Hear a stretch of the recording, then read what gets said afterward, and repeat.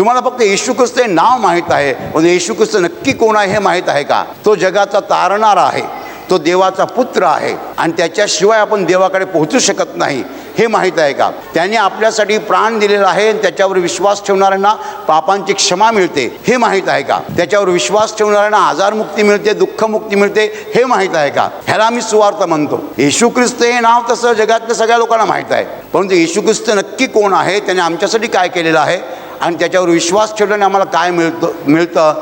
एखाद्या माणसाला येशू देणं म्हणजे 100 माळ्याची इमारत बांधण्यापेक्षा भारी आहे. 100 माळ्याची इमारत बांधणं सोपी गोष्ट आहे, एका माणसाला येशूकडे आणणं कठीण गोष्ट आहे. का बरं? कारण अंधार आहे, तिकडे प्रकाश यायला पाहिजे. आमच्या अंतःकरणामध्ये अंधार आहे. माणसांची मनं अनेक प्रकारच्या चुकीच्या शिकवणीने व्यापलेली आहेत, गच्च भरलेली आहेत. देवाच्या वचनाला जागा नाही आहे. देवाचं वचन असं लाथाडलं जातं, मागे लोटलं जातं, त्याचा स्वीकार होत नाही. ह्याचं कारण काय?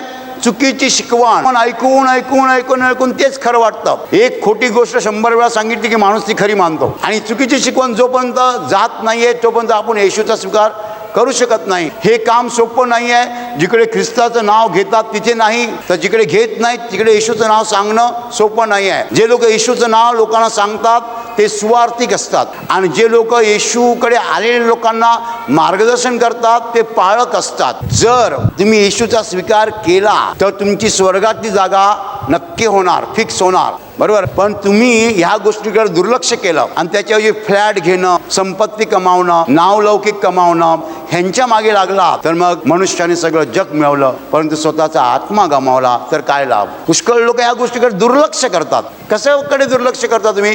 तारणाकडे. मिळवणार काय? मला ऐकायचं नाही, मला त्याच्यात इंटरेस्ट नाही. अरे कशात इंटरेस्ट नाही? मेल्यावर नरकात गेलास तर ही जमीन, ही माया, ही संपत्ती कुठे जाणार? आम्ही जे सांगतो त्याच्यापेक्षा भारी काहीच नाही जगात. सगळं जग मिळवलं आणि मग शेवटी नरकात जायची वेळ आली तर काय फायदा आहे? या जगामध्ये दुसरं कोणतंच काम महत्वाचं नाही, एकच काम महत्वाचं आहे, तारणाची सुवार्थ लोकांना सांगणं, जेणेकरून त्यांचं तारण होईल, त्यांना पापक्षमा मिळेल अशी सुवार्थ आम्ही सांगत आहोत. तुम्हाला जर पापक्षमा मिळाली नाही तर तुम्ही स्वर्गात जाणार कसे? आपल्या सगळ्यांना ही गोष्ट गांभीर्याने घ्यायला पाहिजे की आपलं तारण व्हायला पाहिजे, आपल्याला पापांची क्षमा मिळायला पाहिजे, आपण येशूवर विश्वास ठेवायला पाहिजे. ह्यापेक्षा गांभीर्याने घेण्यासाठी दुसरी कोणतीच गोष्ट नाही आहे. सुवार्थ काय आहे की जो देव, ज्या देवाने हे जग निर्माण केलं त्याने आपल्या एकुलत्या एका पुत्राला ह्या जगात पाठवलं आणि तो येशू या जगात आला.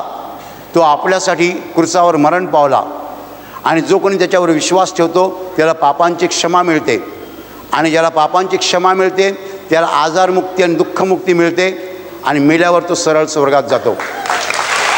हालेलुया.